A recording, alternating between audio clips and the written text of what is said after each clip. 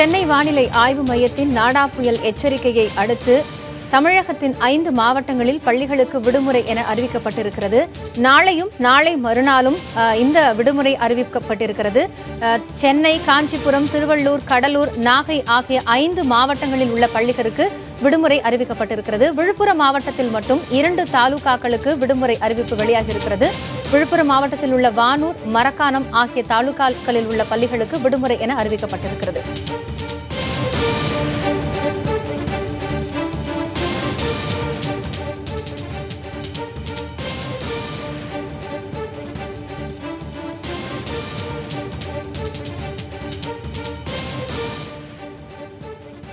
இதுகுறித்த கூடுதல் விவரங்களை செய்தியாளர் ராஜ்குமாரிடம் கேட்கலாம். ராஜ்குமார், புயல் எச்சரிக்கை அடுத்து என்ன மாதிரியான நடவடிக்கைகளை தமிழக அரசு மேற்கொண்டு வருகிறது? தற்போது இந்த பள்ளிகளுக்கு 5 மாவட்டங்களில் உள்ள பள்ளிகளுக்கு விடுமுறை என்ற அறிவிப்பு வெளியாகி இருக்கிறது. இதனுடைய கூடுதல் விவரங்கள் என்ன? காயத்ரி, அதாவது சென்னை வானிலை ஆய்வு மையம் இன்று புயல் தென்கிழக்கு வங்கக்கடலில் புயல் உருவாகி இருக்கிறது. அந்த புயலுக்கு நட்டா என்று பெயரிடப்பட்டிருக்கிறது. அந்த புயலானது சென்னையிலிருந்து 730 கிலோமீட்டர் தொலைவில் இருக்கிறது. டிசம்பர் 2ஆம் தேதி காலை அந்த புயல் கரையை கடக்கும் என்று வானிலை ஆய்வு மையம் தெரிவித்திருந்தது. புயல் கரையை கடக்கும் போது தமிழகத்தில் பரவலாக மழை இருக்கும். அதுவும் குறிப்பாக கடலோர மாவட்டங்களில் கனமழை பெய்வதற்கான வாய்ப்புகள் இருக்கிறது என்று வானிலை ஆய்வு மையம் தெரிவித்திருந்தது. கூடுதலாக மீனவர்கள் கடலுக்கு செல்ல வேண்டாம் என்றும் வானிலை ஆய்வு மையம் அறிவித்திருந்தது. அதே போன்று புயல் கரையை 45 கிலோமீட்டர் 55 கிலோமீட்டராக காற்றின் பொறுத்தவரை நாளையிலிருந்தே மழைக்கான வாய்ப்புகள்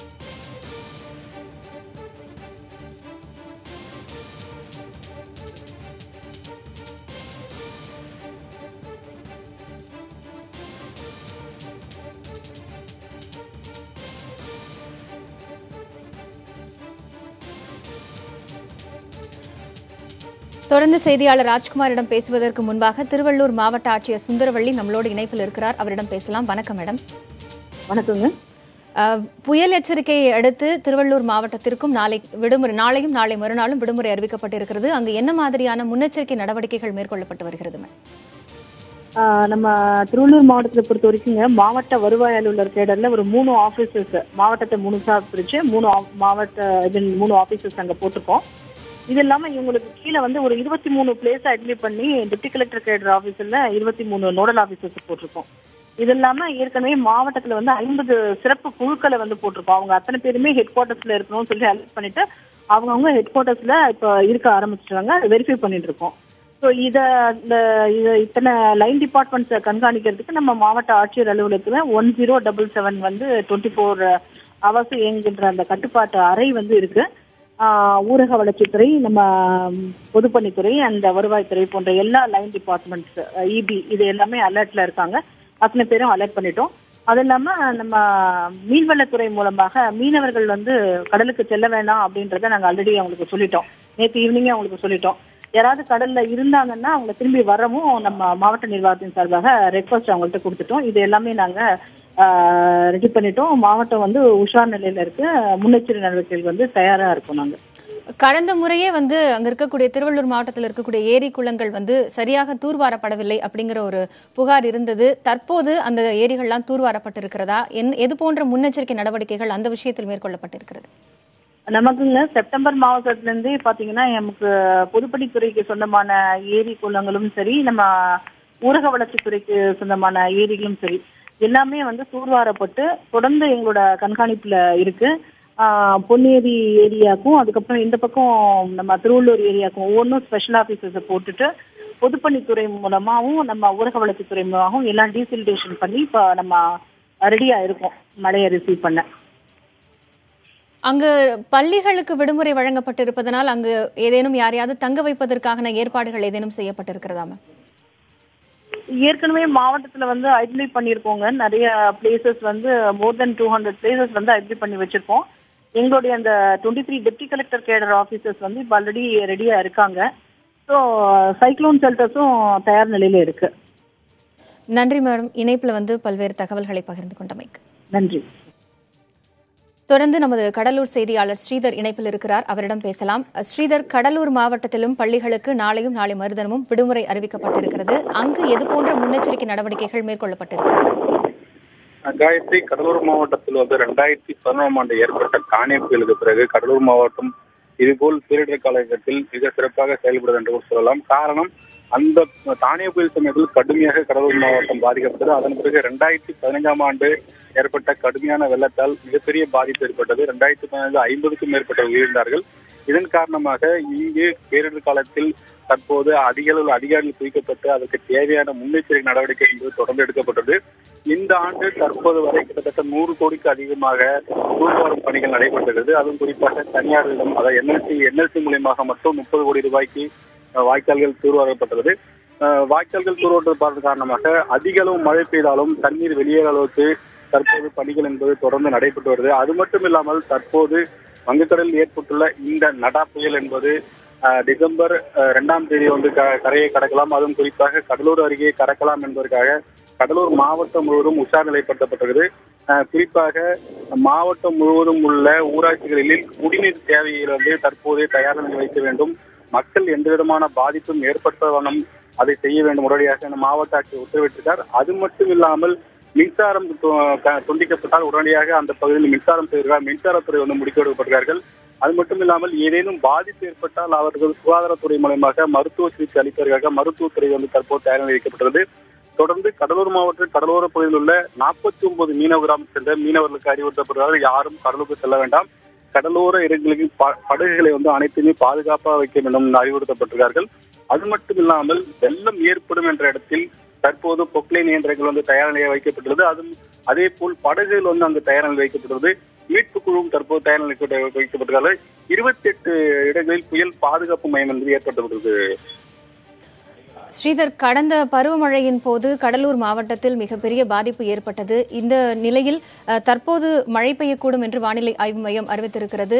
இப்படியான ஒரு சூழ்நிலையில் கடலூர் மாவட்டத்தில் பாதுகாப்பு முன்னேற்பாடுகளாக என்னென்ன மேற்கொள்ளப்பட்டிருக்கிறது? அவசர உதவிக்காக ஏதேனும் பிரத்யேகமான நடவடிக்கைகள் மேற்கொள்ளப்பட்டிருக்கிறதா? குறிப்பாக கடலூர் மாவட்டத்தை பொறுத்த வரைக்கும் குழுக்கள் ஆரம்பிக்கப்பட்டது. 683 ஊராட்சிகள் இந்த பகுதியில் உள்ளது. பெரும்பாலான இடங்களில் கிட்டத்தட்ட 191 இடங்களில் குழுக்கள் அமைக்கப்பட்டிருக்குது. அதாவது கிராமப்புற குழுக்கள். அந்த குழுக்கள் மூலியமாக உடனடியாக பாதிக்கப்பட்ட மக்களை மீட்டு பாதுகாப்பான இடத்துக்கு கொண்டு வரதுக்காக ஏற்கனவே பலமுறை அவர்களுக்கு பயிற்சி கொடுக்கப்பட்டது. மாவட்ட நிர்வாகம் அவர்களுக்கு தெளிவான தகவல்களை தெரிவித்திருக்கிறது. பாதிப்பு ஏற்பட்டால் உடனடியாக யாரிடம் தொடர்பு கொள்ள வேண்டும், எப்படி அதை மீட்க வேண்டும் என்பது போல அவர்களுக்கு பயிற்சி கொடுக்கப்பட்டது. மீட்பு குழுவும் தயார் நிலை வைக்கப்பட்டது. குறிப்பாக காவல்துறை மூலமாகவும் மீனவர்கள் துறை மூலமாகவும் மீட்பு குழு என்பது தயார் நிலை வைக்கப்பட்டது. படகுகள் தயார் நிலை வைக்கப்பட்டது. காரணம், கடலூர் மாவட்டத்தில் ஏற்கனவே பாதிக்கப்பட்ட மீனவ கிராமங்கள் மட்டும் இல்லாமல் இதுபோல் வெள்ளம் ஏற்பட்டு வெள்ளம் ஊருக்குள் போகாத அளவுக்கு தற்போது தற்காப்பு நடவடிக்கை என்பது அங்கு மேற்கொள்ளப்பட்டு வருகிறது. வாய்க்கால்கள் வெட்டப்பட்டு தண்ணீரை வெளியேற்றும் பணிகள் தொடர்ந்து நடைபெற்று வருது. குறிப்பாக ஏற்கனவே குறிப்பிட்ட 100 கோடிக்கு அதிகமாக இங்கு தூர்வாரும் பணி என்பது செயல்படுத்தப்பட்டு வருகிறது. கெடிலமாறு, தென்பெண்ணியாறு, கொள்ளிடம், பரவனாறு உள்ளிட்ட அனைத்து ஆறுகளிலும் முகத்துவாரம் என்பது தற்போது தயார் நிலை வைக்கப்பட்டது. வெள்ளம் ஏற்பட்டால் உடனடியாக அந்த தண்ணீரை கடலுக்கு கொண்டு செல்வதற்காக முகத்துவார பகுதியும் தற்போது வெட்டப்பட்டிருக்கிறது. தொடர்ந்து மாவட்ட நிர்வாகம் தொடர்ந்து கண்காணித்து வருகிறது. எந்த பகுதியில் அதிக வெள்ளம் வந்தால் எப்படி பாதிக்கப்படும், அதை உடனடியாக மக்களை மீட்பதற்கு என்ன நடவடிக்கை எடுக்கும் என்றும் இன்னும் சட்ட நேரத்தில் 5-10 நிமிடங்களில் கடலூர் மாவட்ட ஆட்சியர் அலுவலகத்தில் மாவட்ட ஆட்சியர் ராஜேஷ் தலைமையில் ஆலோசனை கூட்டமும் தொடங்க இருக்குது. காயத்ரி, ஸ்ரீதர், நீங்க இணைப்பிலே இருங்க. தொடர்ந்து நாகை செய்தியாளர் விஷ்ணுவர்தன் அவரிடம் பேசலாம். விஷ்ணுவர்தன், நாகையில புயல் எச்சரிக்கையை அடுத்து அங்கு மேற்கொள்ளப்பட்டிருக்கக்கூடிய முன்னெச்சரிக்கை நடவடிக்கைகள் என்னென்ன?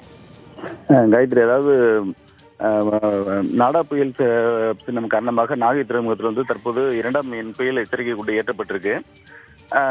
மேலும் இந்த முழுவதுமே மேகமூட்டத்துடன் காணப்படுது.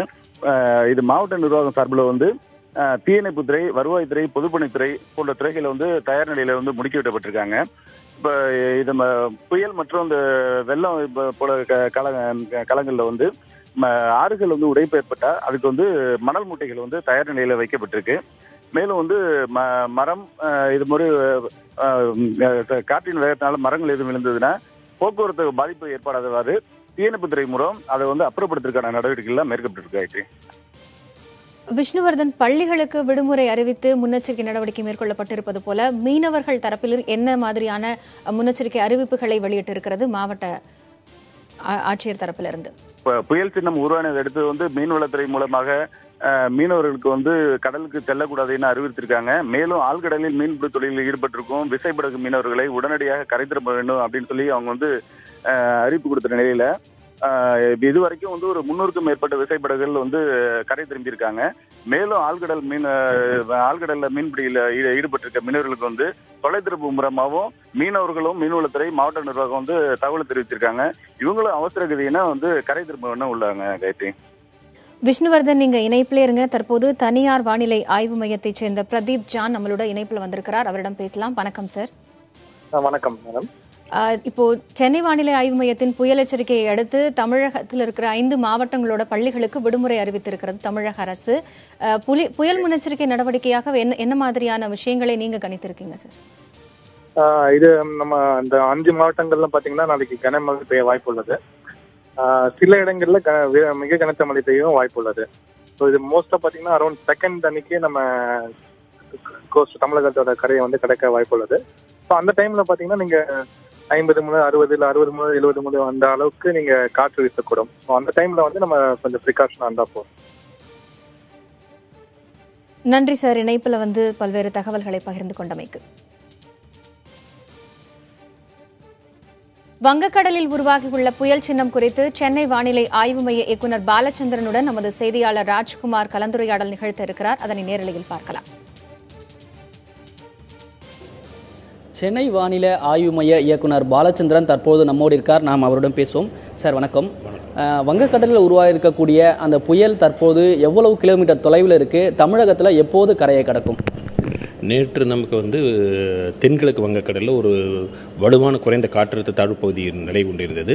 அது தொடர்ந்து வலுப்பெற்று புயலாக மாறி இன்று காலை 8:30 மணி அளவில் தென்மேற்கு வங்கக்கடலில் புதுச்சேரிக்கு தென்கிழக்கே சுமார் 730 கிலோமீட்டர் தூரத்தில் மையம் கொண்டுள்ளது. இது நாடா என்று பெயரிடப்பட்ட இந்த புயலானது தொடர்ந்து வடமேற்கு திசையில் நகர்ந்து வரும் 2ஆம் தேதி அதிகாலை புதுச்சேரி மற்றும் வேதாரண்யத்திற்கு இடையில் கடலூருக்கு அருகே கடக்கும் என்று தற்பொழுது எதிர்பார்க்கப்படுகிறது. இந்த புயல் கரையை கடக்கும்பொழுது மழைக்கான வாய்ப்பு எப்படி இருக்கும்? அதே போன்று காற்றின் வேகம் எந்த அளவுக்கு இருக்கும்? அதாவது இந்த புயல் தற்பொழுது பார்த்தீங்கன்னா அடுத்து வரும் 2 தினங்களில் இந்த புயலால் நல்ல பரவலான மழை நமக்கு கிடைக்கும். நாளை முதல் படிப்படியாக முதலில் கடலோர மாவட்டங்களில் மழை துவங்கி படிப்படியாக உள் மாவட்டங்களில் நோக்கி வரும். கடலோர மாவட்டங்களில் அநேக இடங்களில் பரவலாக மழை பெய்யக்கூடும். ஒரு சில இடங்களில் கன மற்றும் மிக கனத்த மழை இருக்கக்கூடும். உள் மாவட்டங்களை பொறுத்தவரையிலும் ஓரிரு இடங்களில் கனமழை இருக்கக்கூடும். இந்த புயலால் என்ன மாதிரியான முன்னெச்சரிக்கை நடவடிக்கைகள் எடுக்கணும்? கடலோர மாவட்டங்கள் எப்படி இருக்கணும்? அதாவது தற்பொழுது உள்ள நிலவரம் எப்படி பார்த்தீங்கன்னா, தமிழகம் மற்றும் புதுவையை ஒட்டியுள்ள கடலோர பகுதிகளில் பலத்த காற்றானது மணிக்கு 45 முதல் 55 கிலோமீட்டர் வேகத்தில் வீசக்கூடும். மீனவர்கள் கடலுக்குள் செல்ல வேண்டும் என்று கேட்டுக்கொள்ளப்படுகிறார்கள். ஆழ்கடல் பகுதியில் மீன் பிடித்துக் கொண்டிருக்கும் மீனவர்கள் கரைக்கு திரும்பி வருமாறு கேட்டுக்கொள்ளப்படுகிறார்கள். தற்பொழுது உருவாகக்கூடிய இந்த புயல் கரையை கடக்கும்போது தமிழகத்தில் பரவலான மழைக்கான வாய்ப்புகள் இருப்பதாக தெரிவிக்கப்பட்டிருக்கிறது. புதிய தலைமுறைக்காக ஒலிப்பதிவாளர் பிரபுவுடன் ராஜ்குமார். தொடர்ந்து நாகை செய்தியாளர் விஷ்ணுவர்தனிடம் பேசலாம். விஷ்ணுவர்தன், கடந்த பருவமழையின் போது எது போன்ற ஒரு பாதிப்புகள் நாகையில் இருந்தது? தற்போது அதனை தடுக்க என்ன மாதிரியான முன்னெச்சரிக்கை நடவடிக்கைகளை மாவட்ட நிர்வாகம் தரப்பில் மேற்கொள்ளப்பட்டு வருகிறது? காயத்ரி, அதாவது நாகை மாவட்டம் என்பது கடைமடை பகுதியான நாகை மாவட்டத்தில் வறட்சியாலும் வெள்ளத்தாலும் பாதிக்கப்படக்கூடிய ஒரு மாவட்டமா இருக்கு.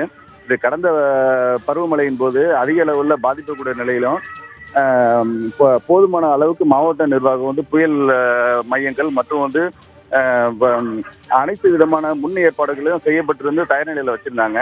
இப்ப தற்போது ஒளிபெருக்கின் மூலமாக மாவட்ட நிர்வாகம் தாழ்வான பகுதியில் உள்ள மக்களை வெளியேற்றும் பணியிலையும் ஈடுபட்டு வராங்க. காயத்ரி, விஷ்ணுவர்தன், அது மட்டும் இல்லாமல் அங்கு 2ஆம் எண் புயல் எச்சரிக்கை கூண்டு ஏற்றப்பட்டிருக்கிறதே, இதனை அடுத்து அந்த பகுதியில் இருக்கக்கூடிய நிலைமை எப்படி இருக்கிறது?